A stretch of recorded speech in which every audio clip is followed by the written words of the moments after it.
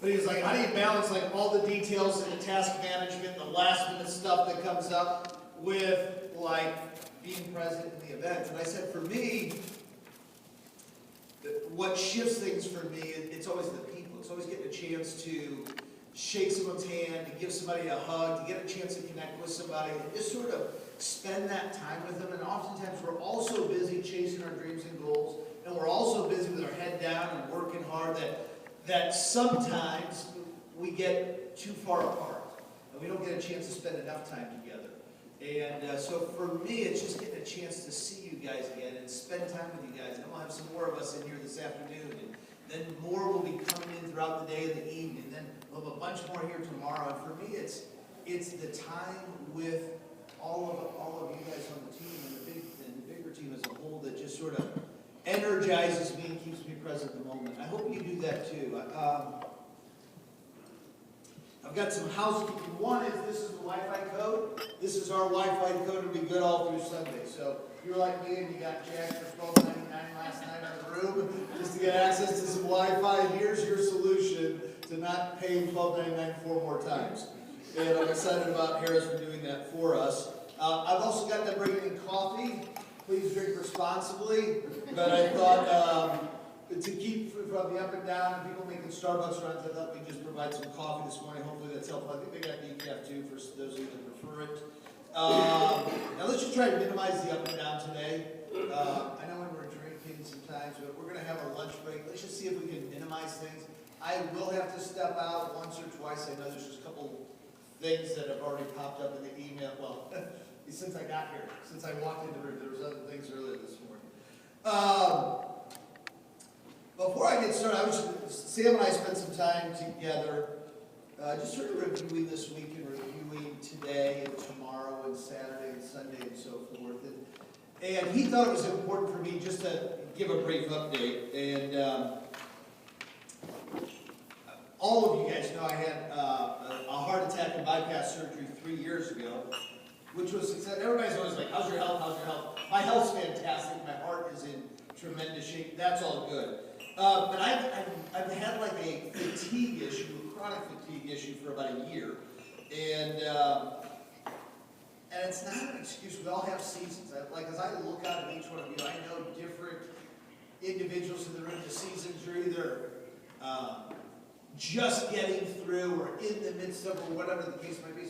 So life has seasons. And when you're doing anything for a long period of time, whether you're in a marriage or raising kids or in business, whatever the case might be, life's going to have seasons. Not every season is a hit it out of the park season for you. And this has been unbelievably difficult for me because, there's a saying in Scripture, Daniel, you can help me out with this stuff. Where's Daniel? Yeah, right, where the mind is willing, but the flesh is weak. And just struggle with it. So for about 5 months, I've been with my primary doctors, my cardiologists, and other doctors. We've been trying to figure out sort of the root cause of what's going on. And we've tried one by one sort of taking me off of medication to see if it's a side effect of medications. We've done more in-depth blood work and saliva and genetic testing than you can possibly imagine.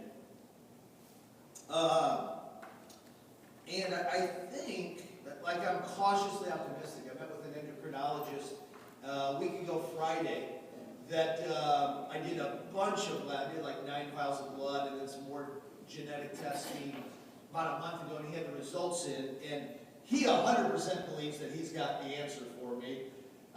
I'm cautiously optimistic. The science and the research behind what he's telling me makes a lot of sense. And so I'm excited about sort of putting that to bed and starting a new season. And it's exciting always, anytime we start a new year, to start a new season. So I wanted to, Sam encouraged me to sort of put that out there, not as an excuse, but just to let you guys know. There's, when the mind is willing and the flesh is weak, I look at like Rachel and Q, and knowing that we have not spent as much time in the past year on the phone or as much time together in the past years as typically we do and as we like to. And the same goes for as I look around the room, many of you haven't spent as much time with Casey or as much time with Exon over the course of the past year. And in some ways it's a blessing that you can have a business that just sort of runs on autopilot, you've got great great leadership and strong offices. It's an unbelievable blessing. Yet at the same time, when you're really passionate about what you're doing and you love what you do, you want to do more of it. It's interesting. Fitzroy and I had a conversation about I think a week ago, when we were in the midst, like up to eyeballs and alligators with all the details of what we put on. He's like, "Can I just ask you a question? Remember this, Fitz?" And I'm like, "Yeah." He's like, "Well, why do you do all this?" And his point of reference was, he's like, "It's a pain in the butt. It's like it's so much crazy. It's so much in play. It's like, why do you do all this?" And I think there's a layered number of answers. Part of it is it's a labor of love that I'm passionate about. I love serving. I love giving. I love what we do collectively together. And when you love doing something, you want to put as much time and energy into it as possible. I think one of the challenges that we have oftentimes as full-timers as we go through different stages and different seasons is sometimes meetings like this, sometimes our Tuesday or Wednesday, Thursday night BPM meetings, sometimes our Saturday meetings, sometimes field training night. Sometimes it can be more about the task and the work, and sometimes we can sort of lose our love for it temporarily because we get caught up in the details of the work of it. And I think one of the things that all successful people do is their passion and their love for what they're doing just sort of carries them through that. You certainly look at parents or working moms and the amount of responsibilities that they have. And it's a labor of love. They're able to do unbelievable things because they're so passionate about sort of their purpose and the purpose of what they're doing and why they're doing it. So it's time for us to sort of get busy. So I really got 4 things I want to go over. I just wanted to sort of put that out there. Sam encouraged me to sort of cover that. I'm really excited about 2017. I don't know, maybe because of the season, I think, right now in California, can you guys hear me okay? Yeah. Right now in California, it's like beautiful outside because it's winter, and we got the rain, and we got the clouds, and like the sky is clear from the standpoint that there's no smog. So between the clouds, right, you can actually see stuff at a distance. You can see hills and mountains and stuff like that. So sometimes after the darkest storms, when the sun breaks through, like it's the brightest and things are the clearest. And I think right now, for me personally, it's that time for me personally, coming into 2017. And I hope it is for you too. Whether you had a great year, or you had a bad year, or you had an okay year, I think it's really important for all of us, and I think it's natural this time of year for us to sort of reassess where am I, what worked last year, what didn't work, what do I need to do more of. Michael and I were chopping it up last night at great length about him and his business and where he's at. And as we were chopping it up, it's interesting. Mike, do you mind if I share some of the numbers? As we were chopping it up last night, Michael's like, he's beating himself up pretty good because Mike's a champ and he has high standards for himself and expects a lot out of himself. And he was showing like last year's base shot production for him and Ivana was about the same as 2015, but his personal production was down and his personal recruiting was down, and so he was frustrated by that. And he was beating himself up, and I said, so as we dialed through the numbers, I just had a little bit of perspective. Here was the reality of it. His personal production was down 40,000 points last year over 2015. I said, can we be honest about something here? He's like, yeah. I said, that breaks down to about 3,000, 3,500 points a month. Basically, you wrote one less app a month last month than you did 2015. So you really, it's not like you took your foot off the gas pedal, you were totally asleep at the switch. We're talking about a single app a month you didn't write. That's not a big shift. I said, now, the bigger thing to take into consideration really is what did I lose by not writing one app a month? But the bigger question is coming off of 2015, where Ivana and Mike had tremendous growth. What should have been the trajectory in 2016? So it's not the app that I lost, it's I probably should have been writing 3 or 4 or 5 more apps personally a month. That's really the thing for us to get focused on. Not what did I do wrong, but what do I need to be doing? What is it that I want to be doing? And so as we walk through his business, put some perspective on things. What I didn't want him doing was beat himself up about. Really, it wasn't like he had this huge drop-off year, but that's sort of the way he was picturing it in his mind. So as we look at our own businesses, it's important to reassess sort of what went down in 2015, but it's really important for us to get focused on what's 2017 going to be about, and what are the right solutions for us in 2017. I got 4 things that I think are important for solutions for us to go over and what I want us to achieve. 2017. So as we reassess, what do I need to do? Here's the question I get continually. As I speak individually on the phone, as I grab people, as we grab a coffee together, or we just sort of catch each other, and people are self-analyzing their year last year. And they're trying to figure out, what did I do wrong? What adjustments do I need to make in my business? Where do I need to change things? I think all four of us have four real simple areas that we need to shift. But here's what I know the challenge is with your business. Do any of you feel like in 2016 that you missed at least one of the marks and there was an opportunity for you to do better? Yes? Okay. So as you're trying to self-analyze, I can get that for you. Let me just sort of turn my head. Oh, there you go. As you're sort of self-analyze and say, what do I need to fix? What adjustments do I need to make? Let's be real clear about what the answer is. The answer is recruiting. Like every single time I sit down with somebody, it's almost, what's odd is, what a great percentage of the time, there's some answer that they're looking for not related to recruiting. It's my licensing ratio. It's my field training process. It's this, it's that. No, it's not. Let's be honest. Let's just call it, it's a recruiting issue. It starts with personal recruiting, and that leads to base shop recruiting. So as people are let me give you an example. Of the problems that we're self-analyzing, many of them Rachel and Q didn't have. Why? They had a great recruiting year. Mark Onstadt didn't have. Why? He had an unbelievable recruiting year, right? Casey Klein, fantastic recruiting year, right? That solves everything. It really does. I know it sounds like, oh, that sort of sounds like a cliche, and I'm not so sure that's 100% true in my case. And if you took a look at my business, I promise you it's true. I promise you it's true. It starts with personal recruiting, it leads to base shop recruiting, and that is the solution. Now, are there more fixes than that? Absolutely. Absolutely. But for us to get focused on the other things first as if they're the priority would be a tremendous mistake. What needs to be adjusted, Michael and I was going through the Torrance office last night. Torrance had an unbelievable year in 2015 and a good year in 2016. What was the difference? About 50 recruits. I think the recruiting numbers as an office were down about 50 year over year. But 50 recruits means 150 guests. 150 guests means what? I don't know. What does that mean? Like 150 is 30% of what? 500 confirmed guests. How many appointments? How many referrals? How many apps? So it's that compounding effect. It wasn't just the 50 recruits, it was all the activities that led up to those 50 recruits.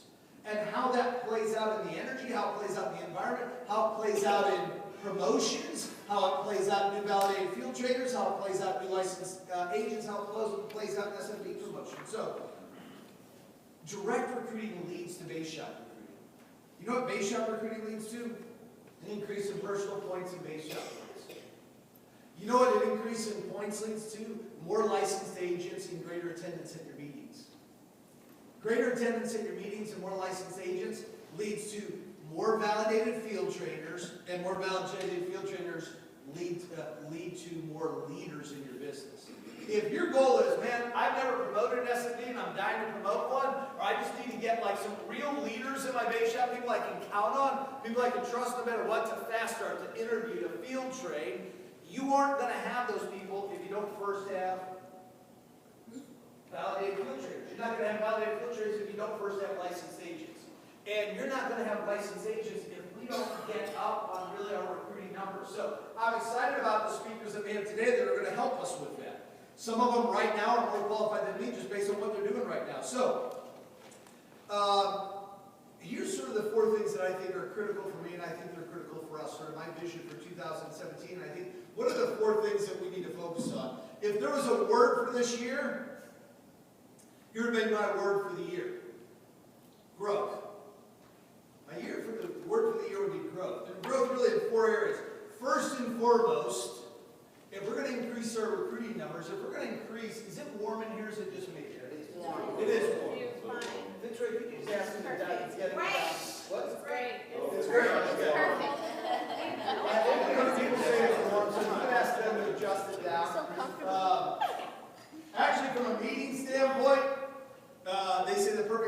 for a meeting 70 degrees. People don't get too comfortable. They're not cold, but they're not too warm and drowsy either. Number one thing, first thing that we got to grow, there's 4 things we need to grow. First thing we got to grow is you. First thing we got to grow is me. As the leader grows, so grows your business. So grows your team. So grows your income. But it has to be intentional and purposeful. You have to have, I have to have a specific intentional plan for personal growth. Has to happen. And it's got to be like specific. You can't just say, well, I'm going to really work on my personal growth this year. What's your plan? It's like, if any of you guys stay in a room here last night? Okay. Rooms are pretty nice, right? Can I give you the biggest drawback to the rooms? The scales are broken. I used one of the scales this morning. That thing's clearly broken. There's no way I weigh that much. Right? Something's wrong with the scales. I called, but I get a technical report to one of the technical engineers at the hotel to get it fixed. So hopefully I'll get a correct reading tomorrow morning. Right? Now, if my goal this year was to lose weight or to get into better shape, I wouldn't just say, man, I'm going to be really focused on getting in better shape this year. That's not intentional. There's no purpose behind it. There's no plan. I would have a specific eating plan, a specific nutrition plan, a specific exercise plan. And it would be specific. And the more specific that plan would be, the better my chances of growing in the area of health. True or not true? True. Along with that plan, I would invest some time and some money. I would carve out more time every day to exercise. I would carve out more time on a weekly basis to read blogs, listen to podcasts, to buy fitness magazines. I would probably invest more money in a gym or some sort of trainer at the gym, some sort of accountability program, some sort of new exercise gear. Anytime somebody makes a big commitment to the gym, isn't it normal that soon afterwards they start buying like new shoes, new shorts, new workout gear? Why? Because their identity is shaping and they're investing time and money intentionally into a goal that they want to achieve. They begin to saturate their mind with all kinds of ideas. Casey and I were buying these kale green smoothie deals this morning, right? We're looking at all the ingredients up there, like what's it got, what doesn't it, like what things do I not want in there? You need the same kind of plan. I need the same kind of plan for intentional growth as an individual. If you're serious, if we're serious as a team about achieving something big this year, I've got to grow first of all, and each one of us has to grow. There's got to be a specific plan for doing that. What would that plan include? You've got to have a coach in it. I think you need to have somebody that's your coach.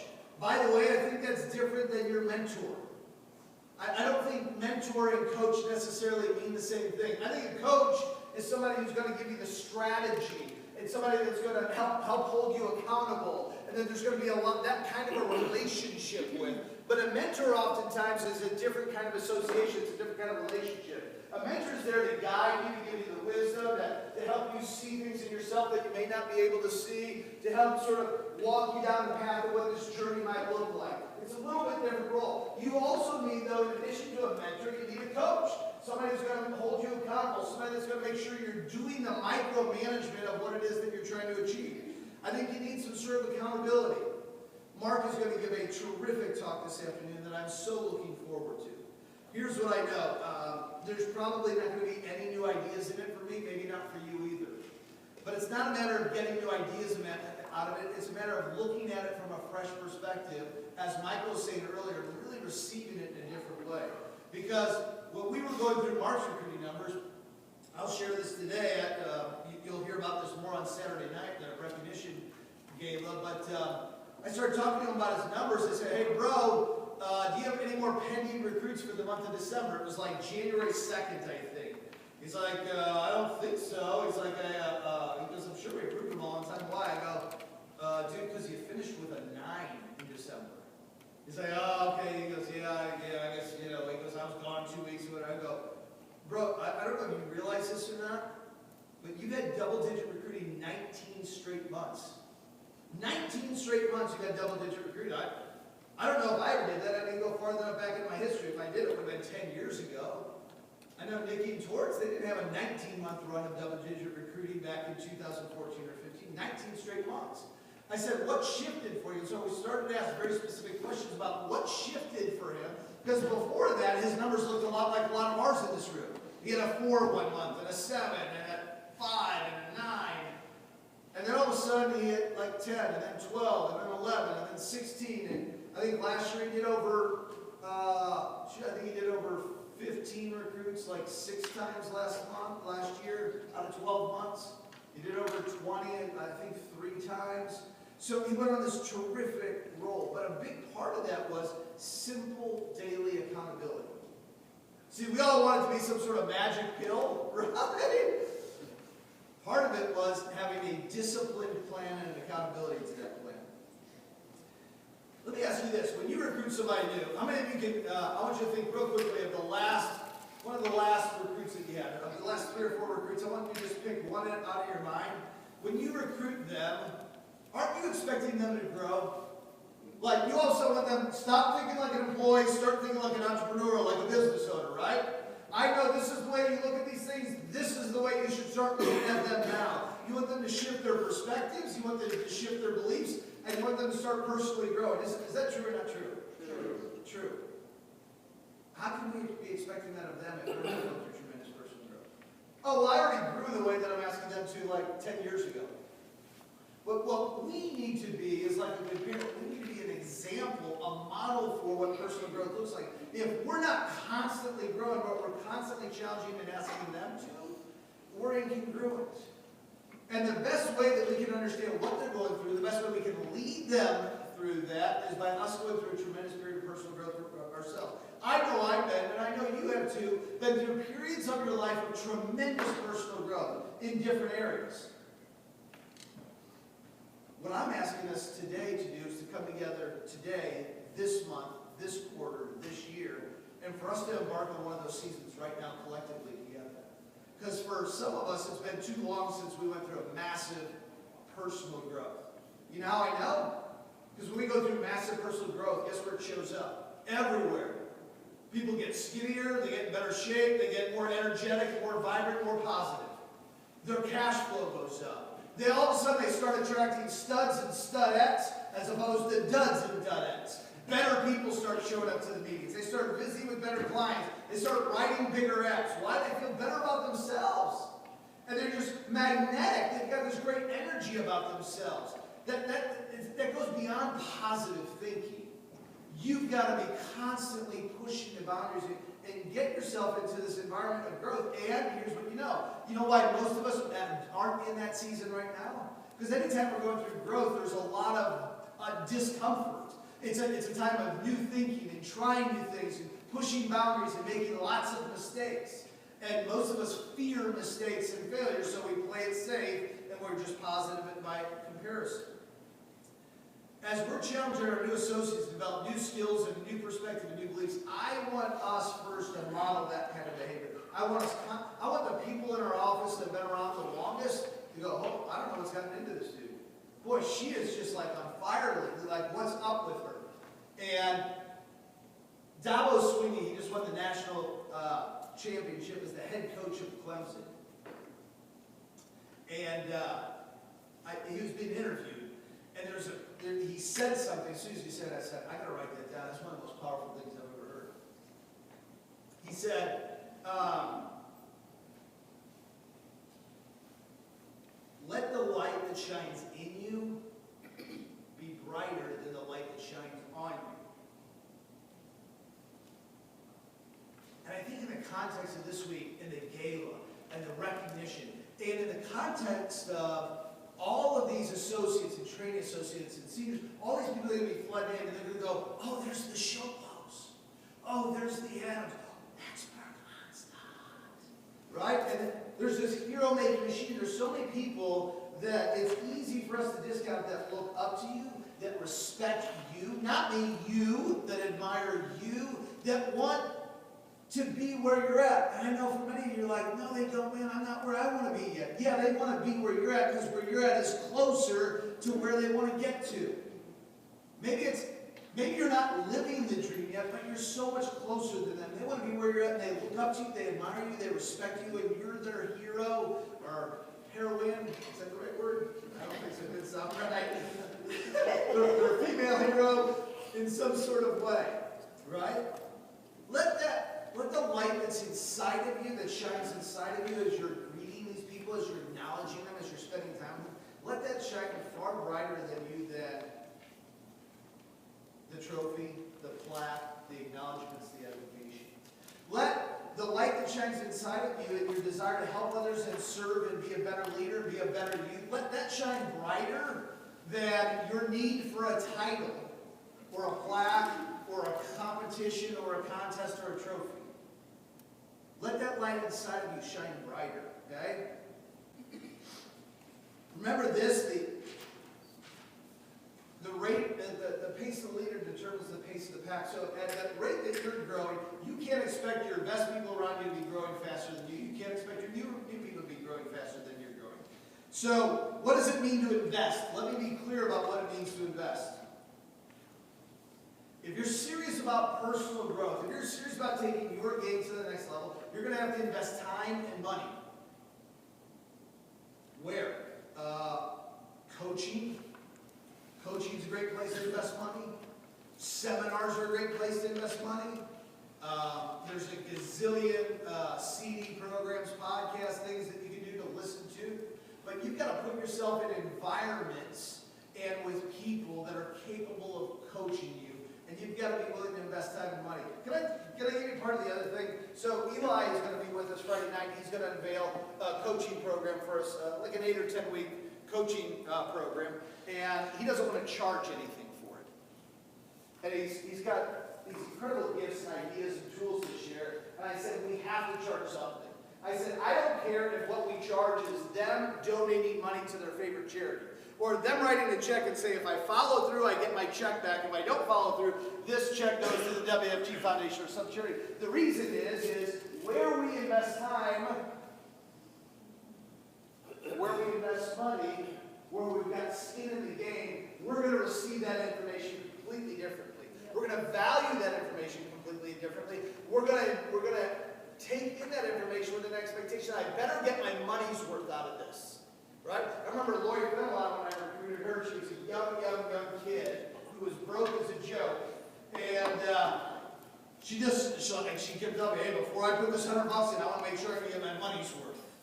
And then like 2 meetings later, she came up to me and I was like, oh God, here comes that nutty girl. And so I'm like, just pretend like you're talking to me in a conversation. Right? Like, just because she just go on and on and on and on. I'm like, she's not in the market, I don't have time for this. And like she sort of finally gets out of the way and sort of rudely interrupts me. She goes, excuse me. She goes, I just want to let you know I'm ready to pay now. I've already gotten far more value than I expected.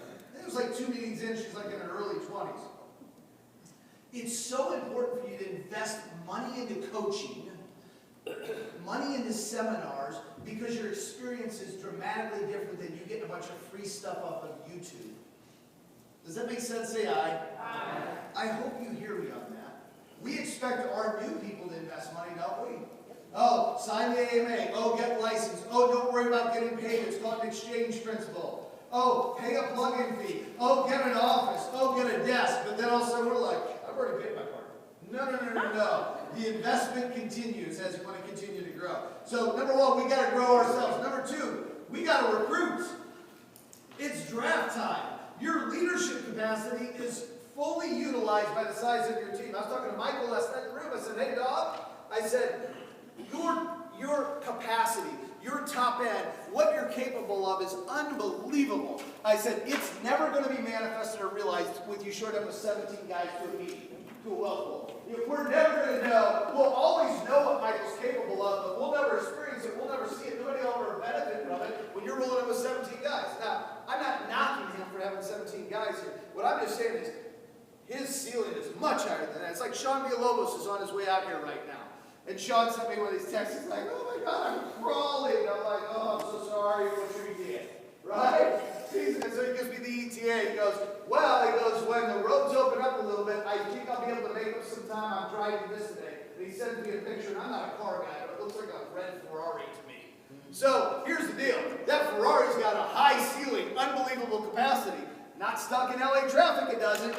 On a rainy day, when you're going 6 miles an hour, it doesn't matter what the Ferrari is capable of. Now, it doesn't matter how many times you wash it or detail it or what kind of type of gasoline you put in it or how supercharge it, it's limited by what?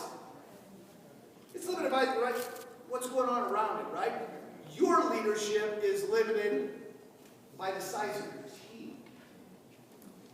We too oftentimes beat ourselves up like, man, I'm just not good at building leaders, or I'm just not good at getting people validated, or I'm just not good at getting my people to really understand recruiting, or I'm not good at getting my people to do this. No, you're much better than you believe you are. You don't have enough people to really know.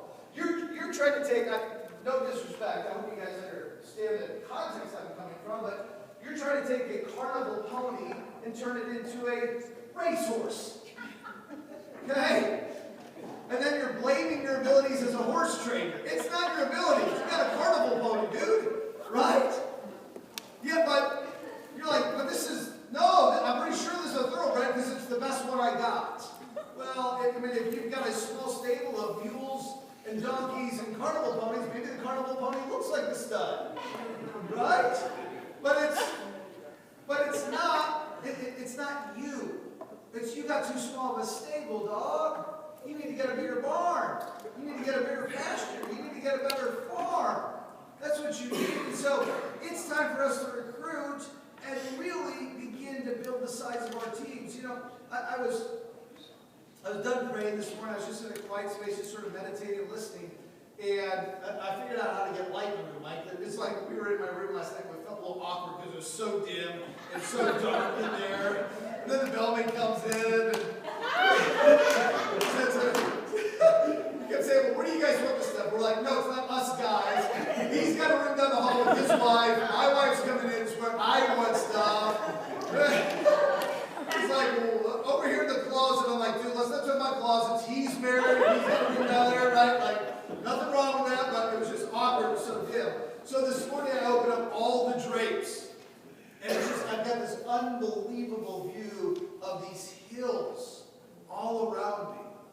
And I was just sitting there quietly, and I was thinking about, like, hundreds of years ago, when the Native Indian tribes lived here, not in houses, when they didn't need, quite frankly, they didn't need casinos or money from them, right? They were completely self-sufficient on their land. But I was thinking about them riding these very grounds and the horses that they would ride and how important those horses were to them, right? And I would think about, like, on these kinds of lands in California a few hundred years ago, just the packs of wild horses that would just run, right? And your ability back then to capture and train the very best horses was in part directly related to your success as a hunter, right? There's only one way to get quality people on your team. Only one. It's through quantity. Quantity will always bring you quality. Listen to me on this. Quantity will always bring you quality. You searching for quality will almost never bring you quality. But I'm only going to recruit high-end, high-identity, 5-pointers. This time, I'm not going to waste my time with those types. Good luck. Good luck. Because here's what's going to happen. You are going to get a stud, and they're going to look around. You're going to have like 4 or 7 guys on your team. And after a while, they're going to go, I'm not a good fit here. This is not my environment. I don't see anybody else like me, or I don't see enough people like me. This is the wrong environment.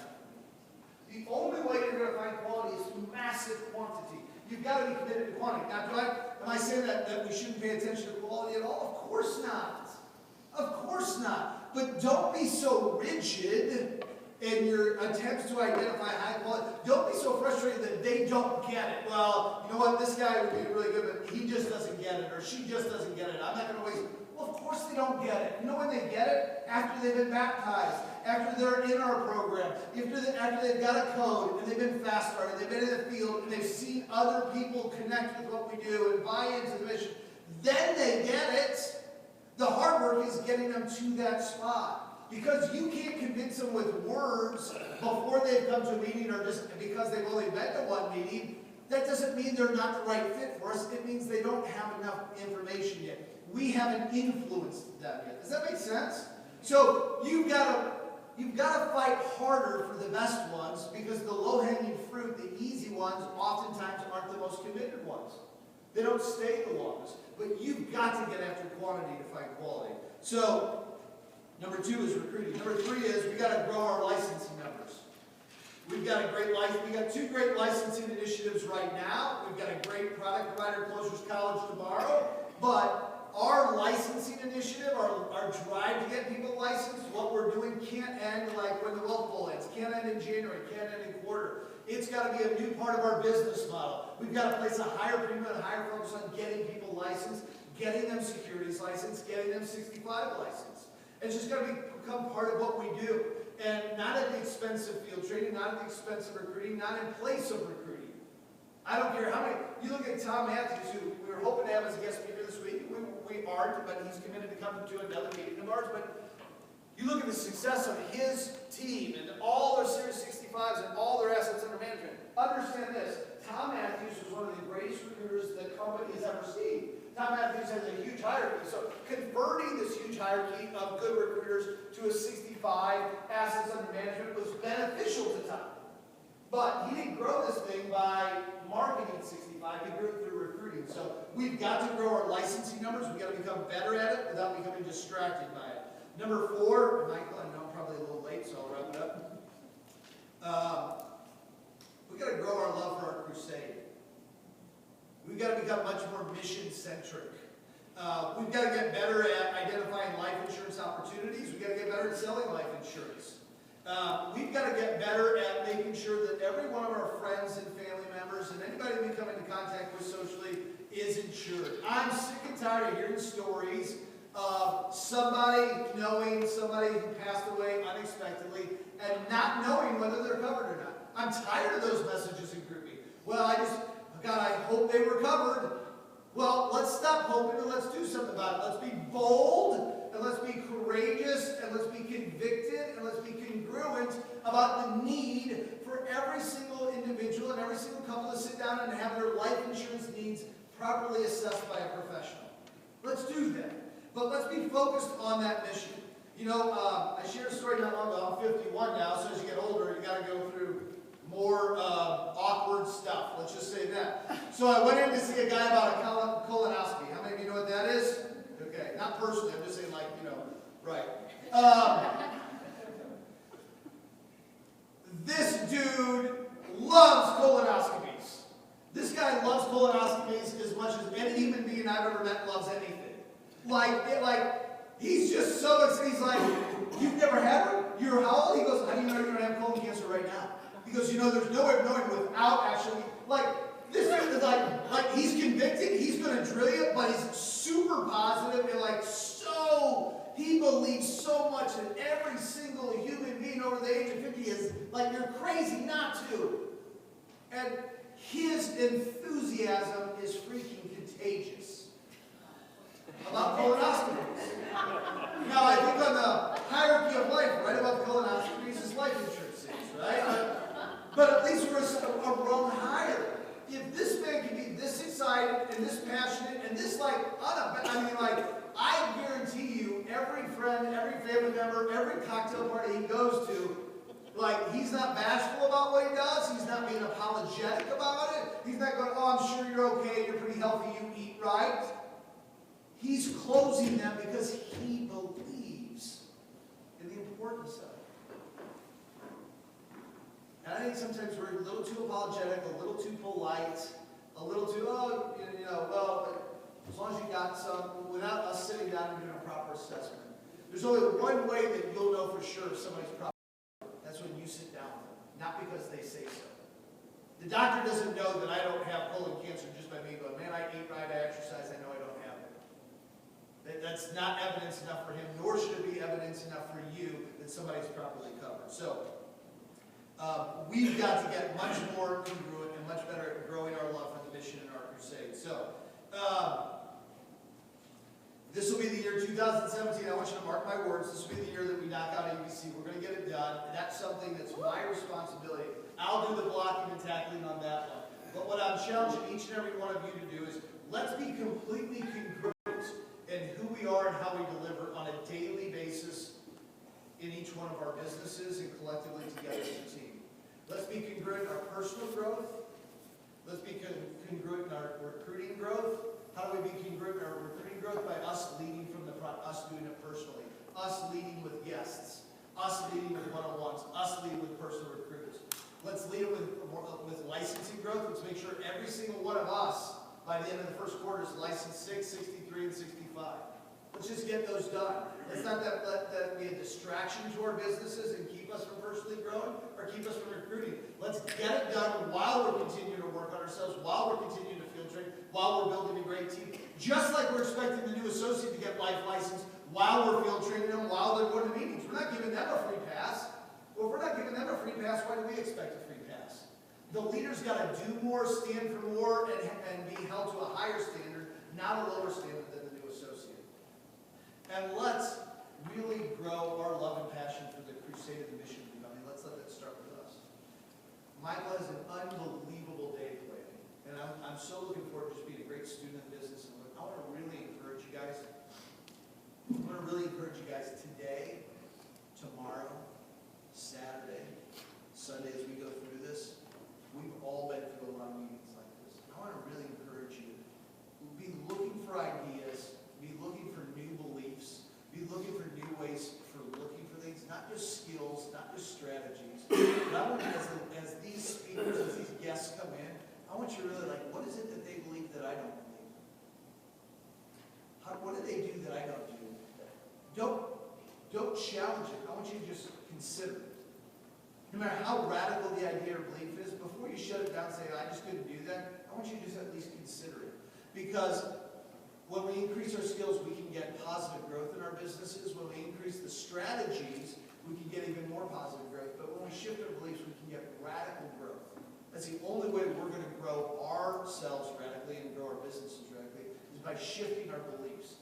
And there's going to be an opportunity for us to do that with every single speaker this week, not just our guest speakers, but from Nikki, from Mark, from Najla, from Rachel, from every single person. We have worked so hard at really driving the content of this meeting. And so, this 4 days, it may not be as extravagant from a staging and panache and big surprises as maybe some of the past ones will. Here's what I think will capture this meeting, this 4 days. The content and the recognition.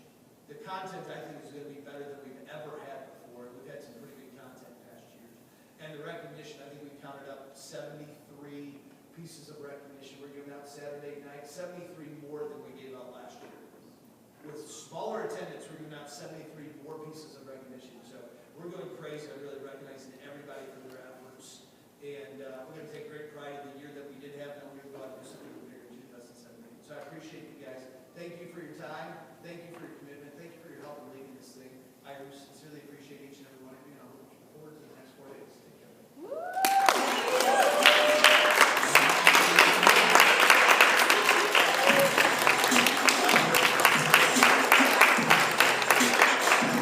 All right, give yourself a round of applause.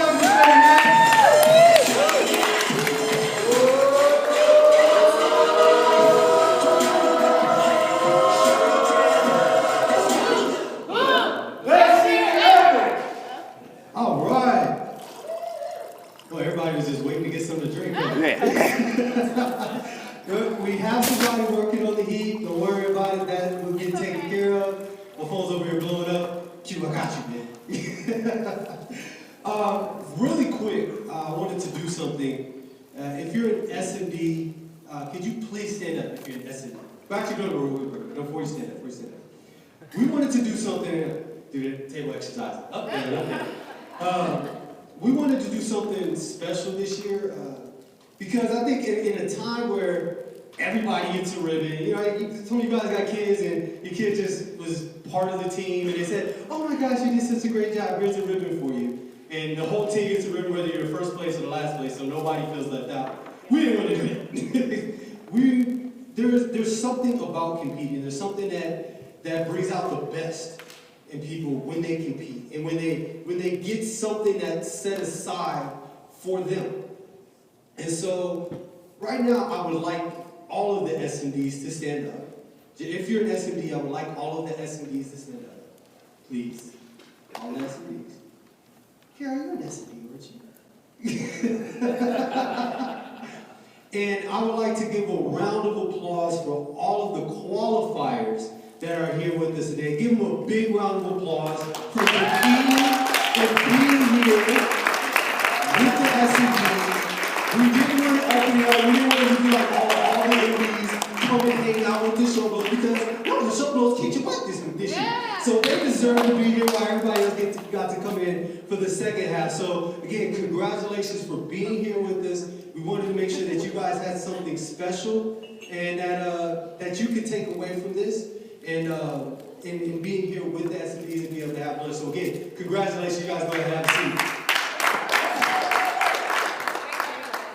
So like Christopher said, we got a great day set up for you guys. We have coming up, we set the agenda up in a specific reason in how you should build a business, right? How everything from the time that you sign the AMA, what's the first thing that needs to take place?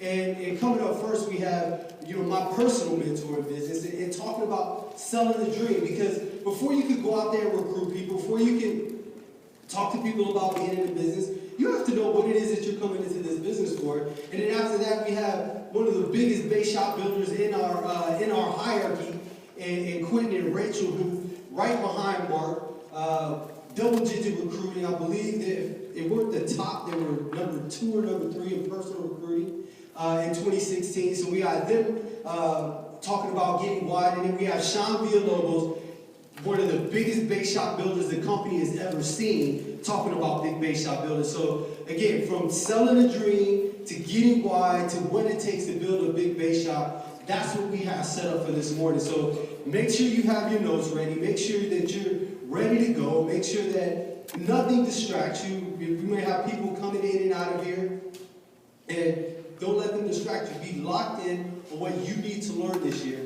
What you need to take from this meeting to grow this year. So with that being said, I'm going to bring up our next speaker, and I'm going to take this time to do something that I don't know if she realizes it, but how much I truly have her back, how much I truly appreciate her, how much she truly means to me in this business.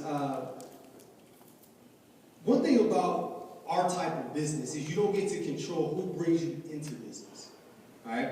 And a lot of times people don't get recruited into the business and they're like, oh, I wish I was on this person's team, I wish I was on this person's team. And I know many times I've sat back and thought about it, I would not be the person that I am in business if I wouldn't have came in underneath Nikki. She's helped with the talents that God has blessed me with and blessed everybody with. There's things that we don't have. And she provided, she's led me, and she's helped me grow in a lot of those areas I was weak in, and areas that I'm still growing in. And I appreciate her so much for that. And when she talks today, I really hope that she, one of my favorite talks from her is when she started the business and that dream that she bought, and being able to have Kermit retire from his second job, and be able to be at home more with the family, because how much she loves the family. She treats her base shop like family. And so I'm really excited to hear from her, and I really wanted to take some time to let her know where she goes. All right, about some time? Okay. I could tap dance for you. No, but seriously though, it hasn't been easy coaching Michael Hall. And she's done it with a smile and not a smile at other times. but nonetheless, she does it, and I appreciate her for her time and energy that she has invested in me, and the return will be great, I promise. And so without further ado, selling the dream, my EMD, ladies and gentlemen, Miss Nikki Cannon.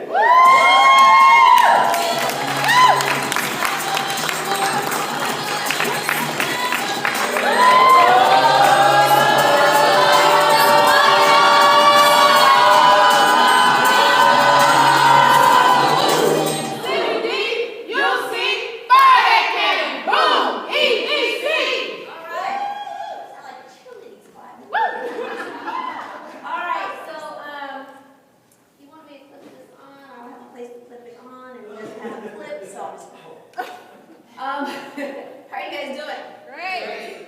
Good. So I'm going to attempt to be on time, stay on time. I'd like to leave a few minutes at the end for Q&A. I always like to, if I'm speaking, I always like to leave a few minutes for Q&A because a lot of times when you're talking, sometimes you talk too fast, sometimes you miss a point, and sometimes people are like, I wonder this in that moment, or I wonder what happened after that happened, or maybe the story didn't like come together for you. So I'll try to leave a few minutes, but I do have some good content. So Michael wanted me to cover with you guys today how it is that I remained in the business, what it was that kept me in the business even when things weren't going well, right? And we can all stay here when everything is going well. But what was it that it took when things weren't going well? And what was it took in the early stages of my business when we had to be doing licensed team and go out to the field? When we didn't have an online 52-hour course and study for your 6 and 63 online. And we actually had to go to instructors over multiple weeks in order to get that done. And my office wasn't down the street, like 10 minutes from my house, like it is now. My office was 60 miles away in Pomona. When I was working a job and doing WFG and being a mom and a wife all at the same time and making that transition. And it really comes down to, is that my slide? Is that my It really comes down to 2 words. Mental toughness. And that's it. We look for a lot of qualities in people in our business. But if you can find individuals and surround yourself with individuals and weed out the pansies and run with the ones who are freaking mentally tough, then you've got a business. Then you've got a real team. When I went to Tiger School, they had a guy there who had written a book, great book, and he was a Navy SEAL. And in his presentation, he went over the Navy SEAL training, like the what it takes to be in the top of the Navy, which are the Navy SEALs. And so if you guys look at these 2 pictures, we talk about mentally tough, right? Look at this picture right here. These guys have to sit here. This is like freezing cold water. This is not Maui. It's the freezing cold water as the waves rush up over your head a lot of the times because you're sitting down, right, as the waves are breaking. So a lot of times you're taking in water, you're swallowing water. You cannot get up, right? The man that gets up lets all of the other teammates down, and you have to sit there and you have to take in this cold, icy water for hours. They have to do this, right? And then in this other picture here, they tie your feet, they bind your feet, they tie your hands behind your back, and you've got to swim from one end to the other. And what's interesting about that is that the body adapts, and the body learns how to begin to make itself swim. You start swimming like a fish, right? You start getting the dolphin movement because you have no hands and no feet. So you start learning how to do the right movements, and you actually start learning how to get yourself up to the top so you can go, and then go back down, and then keep going, right? What they're doing in Navy SEAL training is they're developing the ones that are going to go to the next slide, that are becoming mentally tough. See, their process is about weeding people out. See, I think too many times in our recruiting process, we're too much about everybody in. Let me keep everybody in. How do I keep everybody with me? I don't want anybody to quit. And I'm so hurt when people do quit, and when they do pansy out, and when they do fall out. And too much of our training is not about weeding out the pansies. Like the Navy SEALs they want to know, okay, are you mentally tough? And if you're not, get out. Get the freak out. So they start the class with 122 in the class. Only 18 actually get to Hell Week, which is the 2 pictures that you saw. This is part of Hell Week, right? And only 9 graduate. Isn't that crazy? Only 9 are actually mentally tough enough to even graduate. So their tests are designed to see who will quit, not who will stay. They're your tests are designed to see when the chips are down, who's going to sacrifice the most? Sacrifice the most for who? Not for themselves. Who's going to sacrifice the most for the team? Go to the next slide. So, in the core ethics, you have to prove to your teammates that you will jump on a grenade or run into enemy fire. It's not written in the manual. It's not like, hey, you come on the Navy SEALs, we expect you to run into enemy fire. We expect that when the grenade comes into the tent, you're just going to throw your body on it, and that's, in the procedures. It's not. It's not. But what is expected is that it's team over me. And you as the individual are not more powerful than you as the team. Not more important than you in the survival of the team. So if the grenade comes in the tent and it gets closest to you, guess what? You're going to jump on it to save your team. So you're going to survive or thrive. So what you have to decide in this business is, which one do you choose when you're faced with adversity? Are you a survivor driver or are you a thriver driver? When adversity hits you, are you like just barely coming up for air, just barely taking breaths, trying to survive? Or do you thrive in the face of adversity? I remember some really difficult times in my business. This is a leadership meeting, yes? We all be transparent? Yes? Yes? Yes. I want to be transparent with you guys. Multiple areas today. And I can remember some really difficult times in my business. And I can remember having conversations with Christopher. One thing you have to know is when you are going through adversity, the first person you have to reach out to is your leader and your mentor. You just have to. Don't ignore them. Don't ignore their phone calls, right? Christine was going through something the other day, and I stopped it. I did not stop you. I stopped her until I got her on the phone. And I knew she was warning me too. I knew she was like, I already know what she's going to say.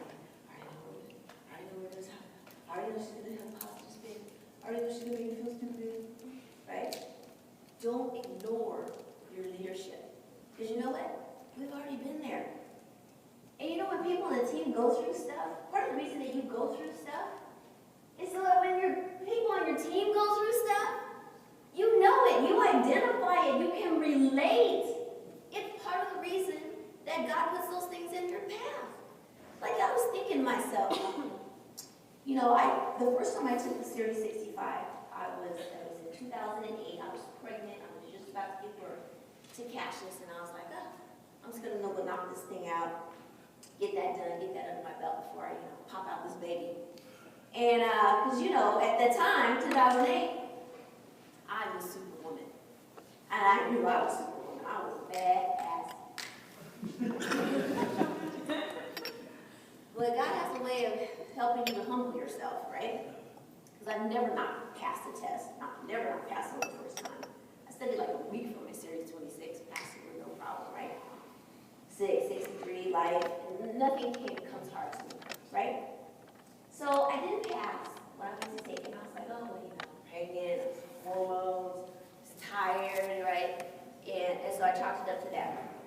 Then I would take it again, and again, and again. I took it 5 times over the last 8 years. 5 times. And it wasn't until this last December, and I almost think it's because I had a conversation with God, and I was like, God, what are you trying to tell me? Really, what are you trying to tell me here? Right?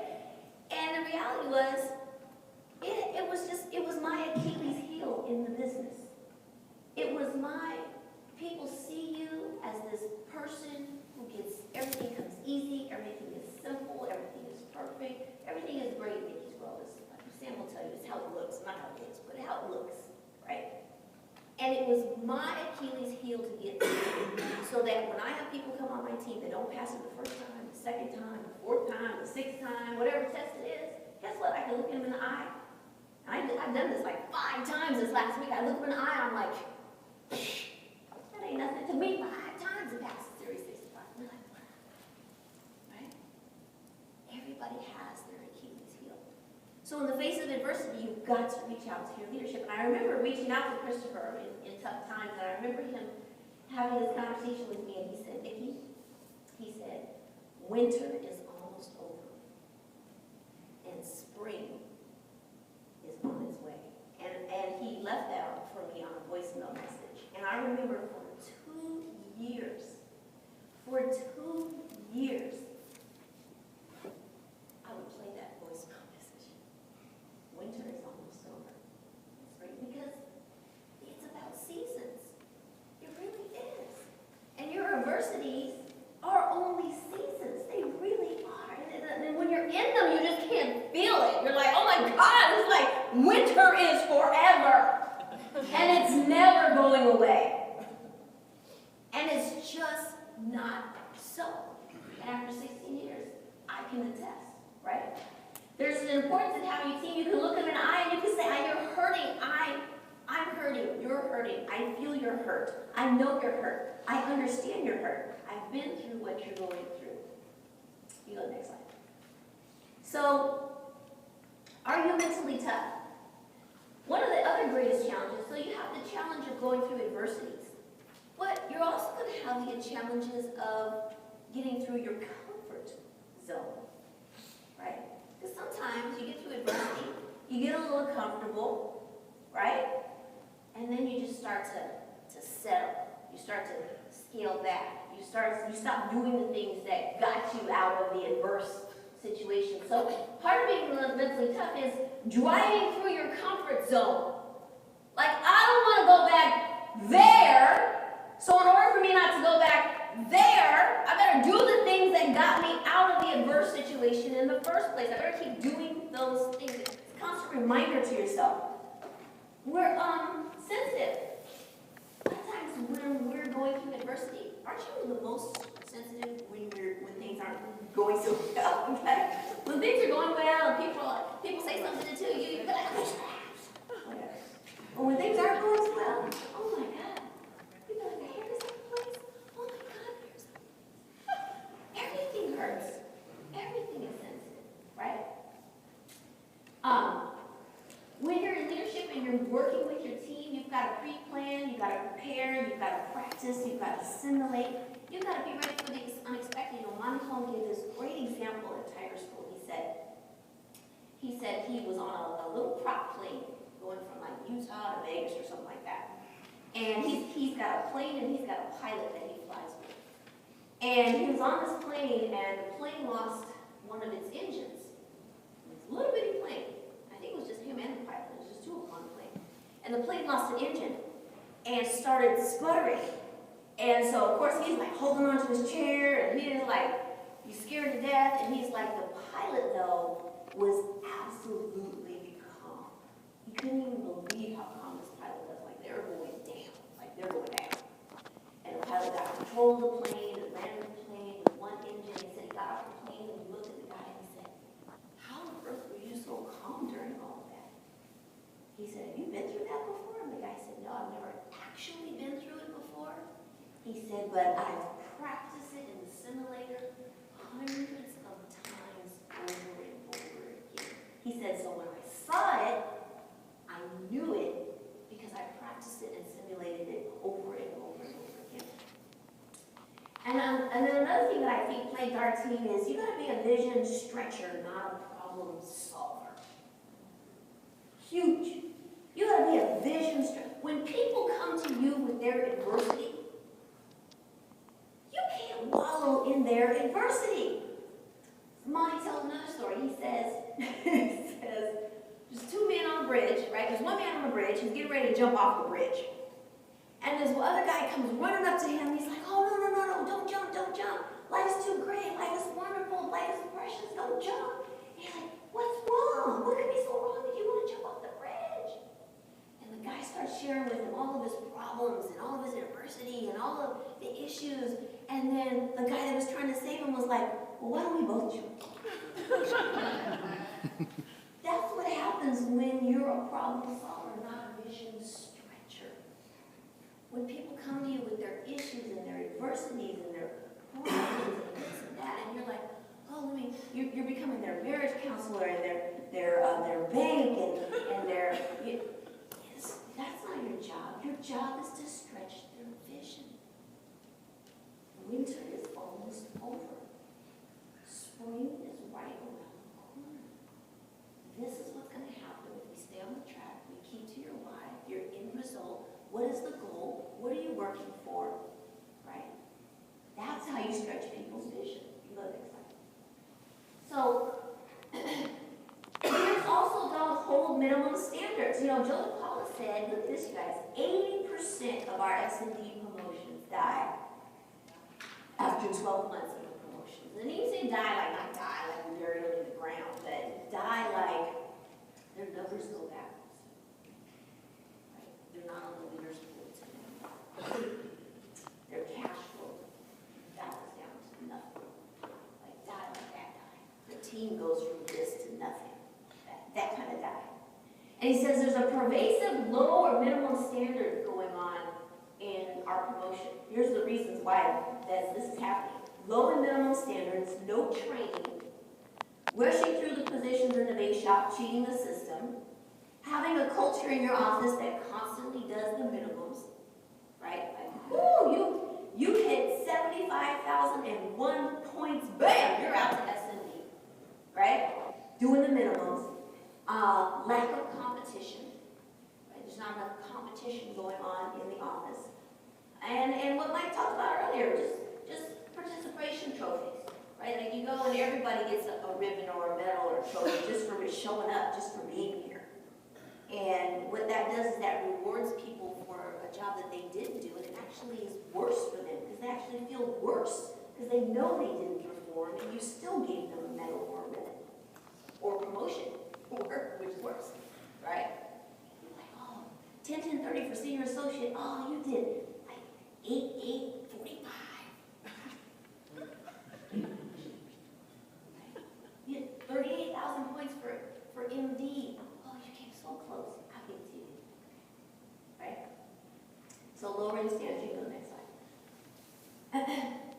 So, since we're talking about vision here and selling a dream, selling a big dream, and vision stretching, you gotta ask yourself, what dream did you buy? Did you buy the WFG game dream? Like when you look at your business plan, everybody have their business plan with them today? When you look at your business plan, do you have a bunch of WFG goals on your business plan? You're like, oh, I want to get promoted, I want S&D, I want EMD, I want CEO, I want cash flow, I want my watch, I want my... Isn't there a bunch of WFG goals on your business plan? I want a big team, I want 100 recruits, I want... Right? Because if that's what's in your business plan, I'm sorry, but you're playing the WFG game. And one thing that I had when I started this business that was so great about being in Pomona with Ed and Ed Milet and Christopher and Dan and Guillermo and Dr. Q and all of these greats that were in business at the same time in one office is that they never talked about the WFG game. They always talked about playing the life game. Ed always talked about he was here because he wanted to be completely debt-free and financially. He wasn't here because he wanted to be EBC and SEBC. He was here because he wanted to be completely debt-free and financially independent. Those are the things that have to be in your business plan. Right? Dan was here because he wanted to retire his mom. Immigrant to this country who had worked 3 jobs just to take care of him and bring him to this country. He didn't want her to work ever. That's a life goal. That's a life vision, not a WFG vision. Stop playing the WFG game. If your dream is too small, you'll hit it and you'll stop and you'll go backwards. You know, one of the things that when I started this business, because I really didn't know why I was doing this business. I really didn't. I just was like, I showed up. Somebody invited me to a meeting, I showed up, I got coded, they were like, drive 60 miles to the BPM, so I was like, I guess, and you know, but I had always been an entrepreneur at heart, so the business opportunity did intrigue me, but I had one goal. They sold me one goal in those meetings, which was, I wanted to be able to be at home and have time and have flexibility to be with my kids. I just want to have options. I just want to have control of my time and my income. And so in 2008, this picture right here, this is my little guy. This is Cassius. He was just born. This was Wealth Bowl. This was December of 2008.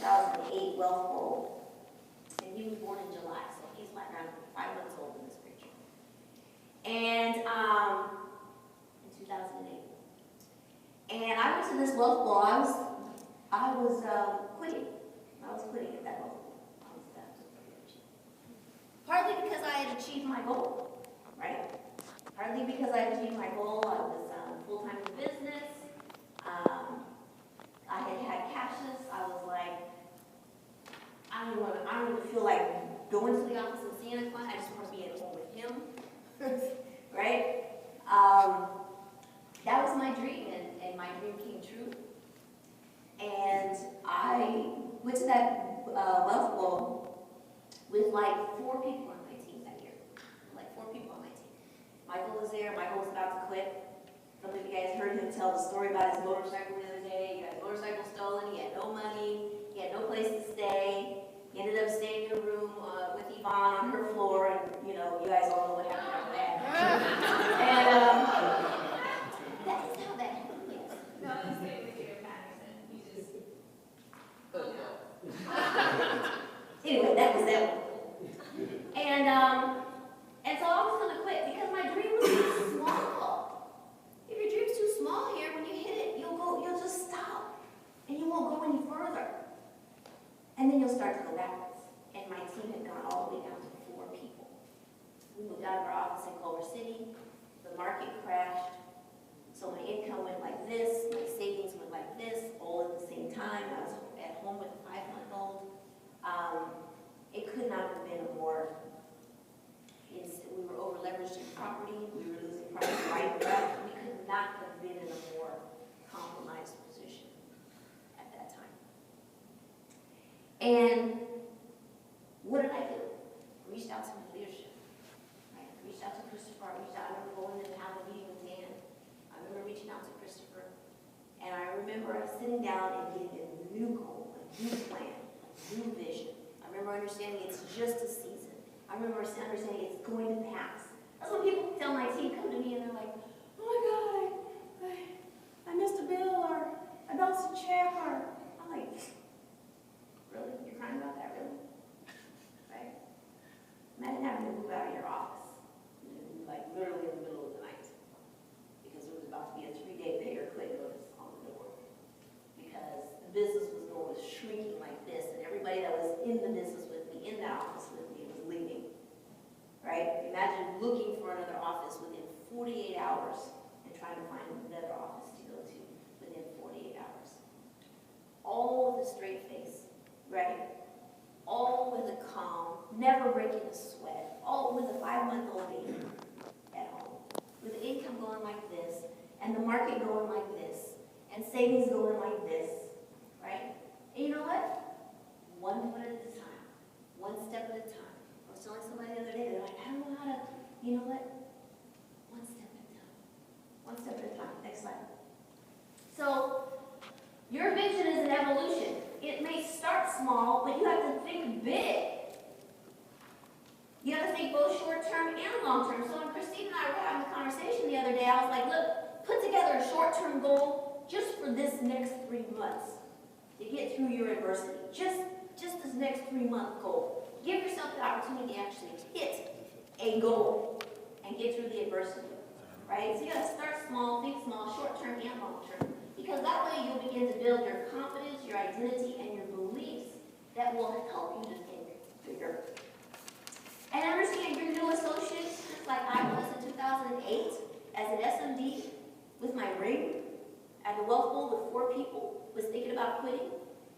Then you've got to know your new people are always thinking about quitting. So that's why you've got to know what their why is. I showed this picture. This is Sylvester Stallone. You guys all know his story, right?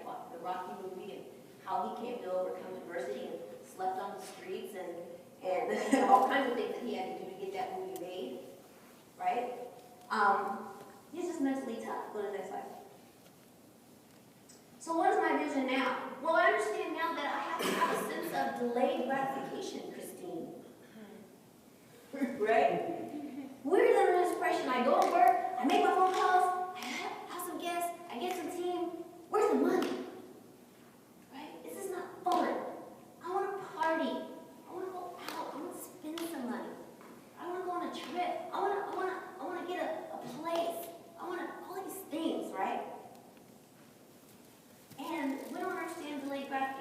resisting a smaller, more immediate reward in exchange for a longer and more lasting reward later.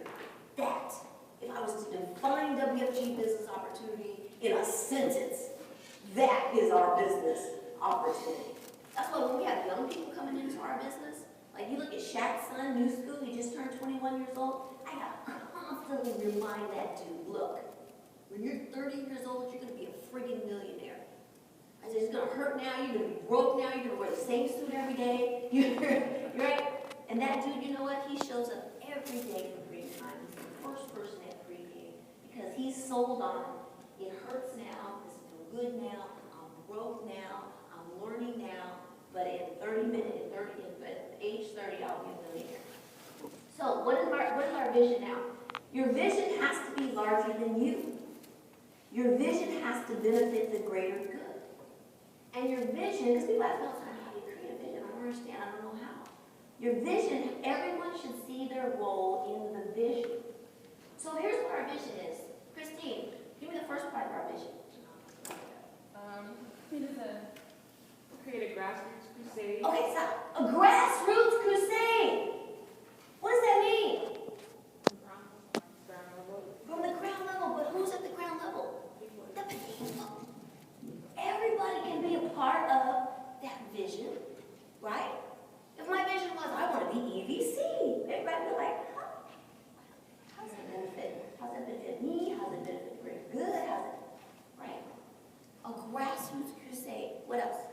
To correct an injustice. To correct an injustice. Everybody wants to correct an injustice. Everybody does. Everybody's like, I can be down for that. Wait, what industry? The financial industry. Where everyone can have access to the same products and services and knowledge and information that wealthy people had for years. So your vision is not a goal. You go to the last slide. Your vision is not a goal. Your vision should incorporate history, past, present, and future. Seek out the unique opportunity that your vision creates, the unique opportunity. Here's our unique opportunity. We're able to create diversity through culture and gender on our team. We have diversity of products. We have diversity of providers and companies. And we have diversity of all the licenses. That is our team's vision. There's no other team in WFG, in this company, or in this industry that knows how to recruit and build and sell all of the products to all of the clients and get compensated, leave no money on the table. There's some great teams that can recruit. There's some great teams that can build. There's some great personal producers out there. There's some great Series 65 passive income managers out there making $550,000 a year with passive income. Nobody's team does it all. Follow me? Nobody's team, WFG, company or the industry, does it all. Hits on all the cylinders. Imagine what a team would look like that had that vision. Do you have the video response? Last thing I'll do is this embodies to me what it feels like to have a vision, to have a team, to have people who have your back, and for them to know that you have their back.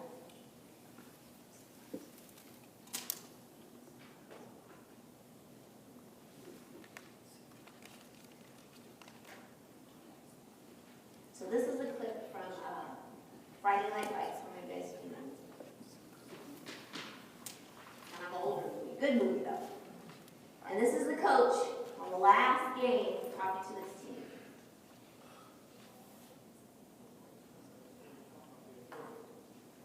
Well, I want you to understand something. To me, being perfect is not about that scoreboard out there. It's not about winning. It's about you and your relationship to yourself and your family and your friends. Being perfect is about being able to look your friends in the eye and know that you didn't let them down because you told them the truth. And that truth is that you did everything that you could. There wasn't one more thing that you could have done. can you live in that moment as best you can with clear eyes and love in your heart? With joy in your heart. If you can do that, gentlemen, then you're perfect. All right. So that's what we have in front of us. We have an opportunity. There's titles, there's recognition, there's troops, there's a whole lot of things to put in the business plan. At the end of the day, does your business plan make a promise to the people that are important to you? And are you working towards fulfilling that promise? Are you giving it every single day? When you wake up in the morning and you look in the mirror, are you like, I'm giving it every single thing that I've got to make it this promise to my family, to my team, to my individuals that are important, to the individuals that I have made a promise to? Every time I've made a promise, right? 'Cause that's your word, like he said, that's your bond. Every time I've made a promise, I've risen to the occasion on the promise. Maybe what you need to do is make more promises to people out loud so that they know them, so that they can help hold you accountable. Every time I make a promise to my husband, a promise to my children, right? I look in that mirror and I gotta say to myself, am I doing everything possible to come through on that promise? I will not look them in the eye and say, we're not gonna go right this year. And Mommy said we were. I will not look them in the eye. When I came full time, I looked my husband in the eye and I said, we will never suffer for me quitting my job. We will never suffer for me quitting my job. And I had to make good on that promise. Part of the reason I didn't quit in 2008 was because I made that promise in 2004 to him. And so I had to pull myself up by the bootstraps and I had to get busy and get after it. So I want you to review your business plan one more time. And you're gonna ask yourself, if I can stretch my own vision, let's not stretch anybody else's vision in my business. Trump. Let's go, let's give it some energy.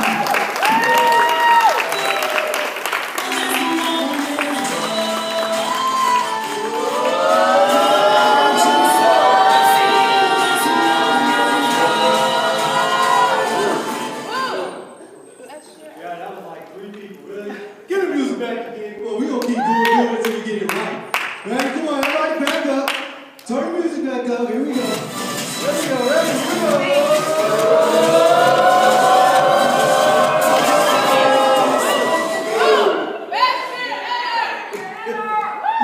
So we all know the numbers, right? Our people are gonna do what percentage of what we do right? We gotta go back to the basics. Our people will do 50% of what we do right and 200% of what we do wrong, right? We've all heard that before. We've been in business long enough. We've heard that before, right? So you have to understand, even though your people aren't here and they don't see you, they will do 50% of what you do right when it comes to energy, paying attention, focus, being locked in, and they will do 200% of what we don't do right. So we got to make sure in this event, we're bringing the energy, we're giving everybody our attention, we're focused, we're locked in, because our people are going to come up and show up the exact same way. We're going to come in and show up the exact same way. So great job, Nikki. One of the things that I took from it and think about it is,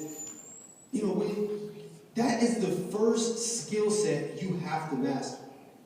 When people come up to you, and everybody had this question asked when somebody brand new comes into business, what's the one thing I have to get really good at? What's the one thing I need to focus on? You ever had somebody ask you that, what's the one thing I need to focus on? Here's the thing you need to get people focused on. Selling a dream. They have to buy into the dream. I don't care how good they are at selling. I don't care how good they are at recruiting. I don't care how good they are at doing anything. If they cannot sell the dream and get somebody buying into something bigger than just themselves, they will not last in this business long. And so we have to get people buying into that. And that's one thing I've always seen. Again, it's funny, she talked about leaving, transitioning out of the Culver City office, and she didn't think I knew what was going on. I knew what was going on. But again, just continue to be focused, continue to sell the dream, continue to be locked in on what it is she wants to be able to create for her family. So again, great job. So up next, so now once you have a dream, what do you need to do? You need to go out and get a bunch of people. And these individuals we're bringing up to the stage right now, throughout the course of 2016, we were looking at the numbers, they at least had 2 people direct come into business with them. And now, there's not anybody else in the room that can say that. Like every single month, they directly brought 2 people into business with them whom they were selling the dream with. So I think there's nobody better on the team to talk about getting why than these 2 individuals. And I appreciate them for the advice they gave me and my wife. I remember it was a couple of Wealth Bowls back. I said, how do you guys work so well together? They said, here's the key. We got 2 separate offices. I said, that's what I needed right there. So me and Yvonne, we're focused and locked in right now and get 2 separate offices. Ladies and gentlemen, Q and Rachel Cotto!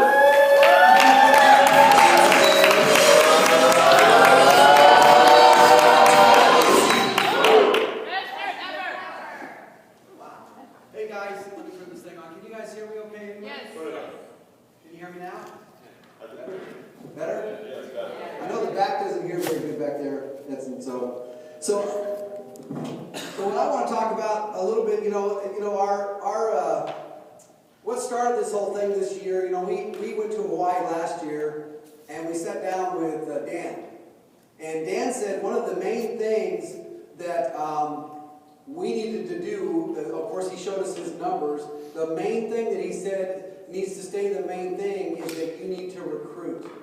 And so we came back from Hawaii with a different focus. And so I'm going to go through a couple of slides here, but what changed the focus, I heard a long time ago, but I've really been pushing it here lately, is there's 2 things in our business that we do. You guys know the 2 things that we do in our business and we're supposed to do all the time in our business?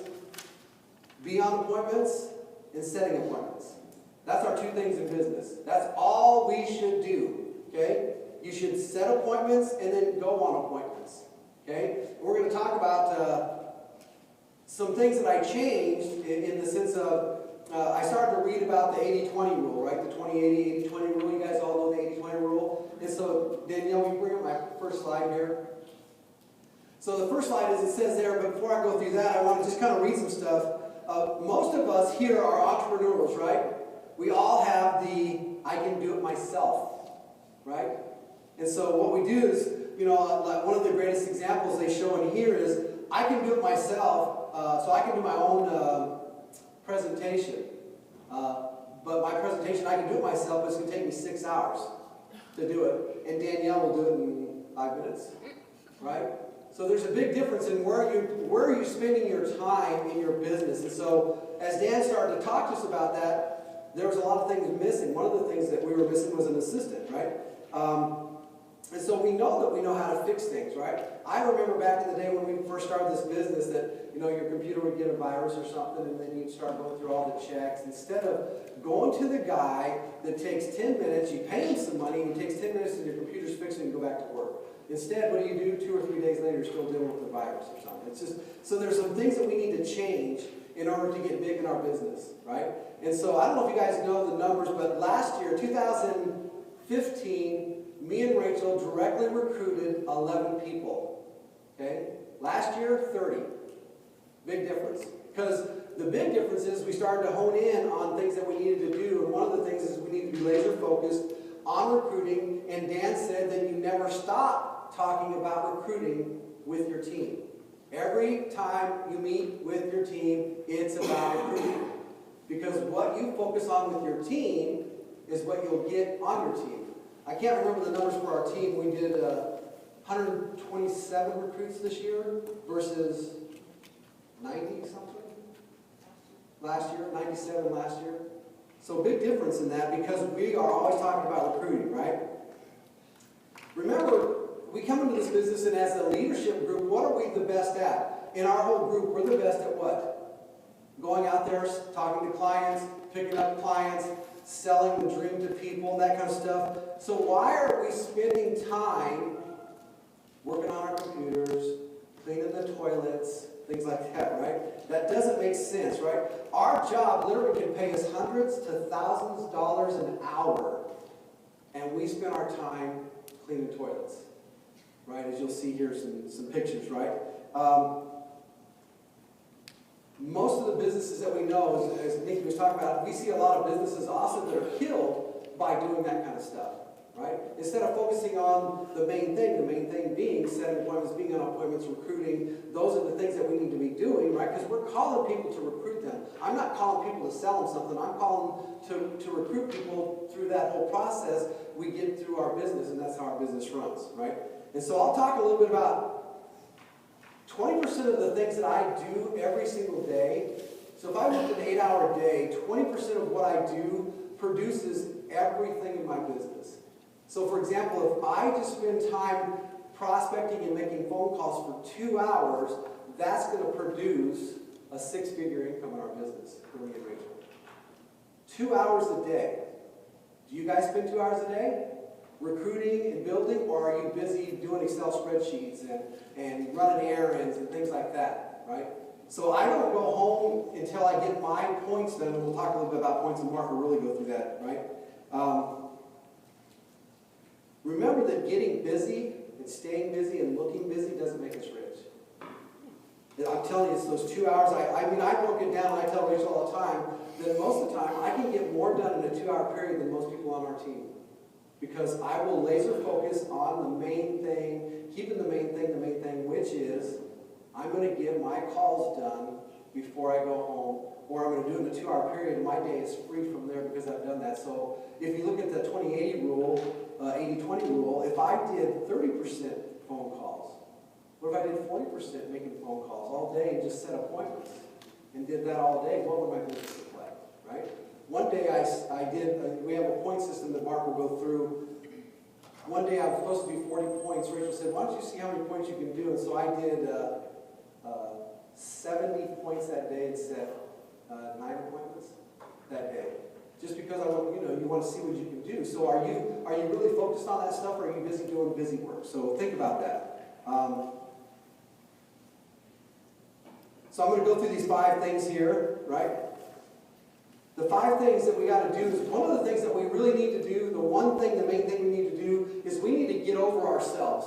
We need to get over who we are, how important we are, and that we're the thing when we come in the office that we can do it all, right? We've got to learn to leverage other people. We've got to, as it said there, we got to hire the maids, right? We've got to get people to do the stuff, answer our phones for us, do our emails, do the $10 dollar stuff, right? Mow our yards, right? Wash our cars, do the things that we need to, that they need to do so that we can focus on the things that we need to focus on, right? And so that's, have you thought about outsourcing some of the things you do, right? Right? Someone doing your shopping for you. One of the things that Danielle does, Danielle, we're coming from Colorado, she had a package delivered here because she had Amazon do her shopping for her, and when she got here, she had groceries here. Right? So are you guys thinking outside the box? Are you outsourcing things you can do? There's so much technology now that you can do that. So as a person that wants to be laser focused on recruiting, I shouldn't do other things. I should always judge what I'm doing and think, okay, should I outsource that or should I do it myself? The only thing that I do, and my main focus is always, is that I am making phone calls, prospecting to set appointments. I'm going on appointments. When I'm done with appointments, I let Danielle fill out all the paperwork. I don't want to fill out the paperwork. I don't. Most of the cases right now, I don't know what they do. Okay? So, the next thing is hire a personal assistant. Danielle's my personal assistant, me and Rachel. The best thing we ever did was get a personal assistant. And for you guys that don't have one yet, as Nikki said, I think last time, she said, get a personal assistant that's in the business, because they understand it better. If you get someone outside that doesn't know our business, it's very hard to get them to relate to what we do. And Danielle's in the business, and so she's been a great source to us, and we really appreciate her. And so, what's the next slide, Mindy? Focus on the most productive time slot. My most productive time slot. I don't know if you guys know what your most productive time slot is. Do you guys know what it is? My most productive time slot is about 3 o'clock in the afternoon to 5. That's my sweet spot. I get it right there. I will do nothing all day, if you will, right? And I know that at 3 o'clock hits, there's a pressure inside my head that goes, I gotta go.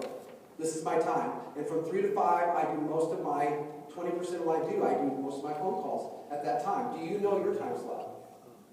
You know what it is. And the reason I know it's 3 to 5, because Christopher did a thing about 2 or 3 years ago that said that most people that you're trying to recruit will really probably be more open to your conversation about 3 o'clock in the afternoon to 5. All right?